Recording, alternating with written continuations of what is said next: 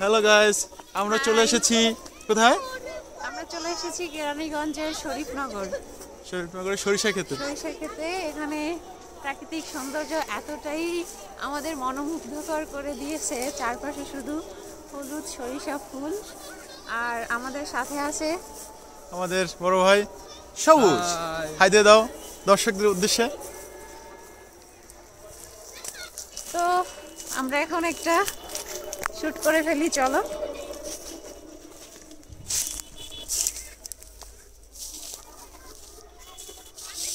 চারিদিকে সবুজ আর সবুজ। এসব কুচিগুলো কত সুন্দর, বাড়ি দিচ্ছে পায়ে। ও সবুজ লোক না? আমরা তো কাটাই গেছি। দেখে রাখ। সেই ব্যাগ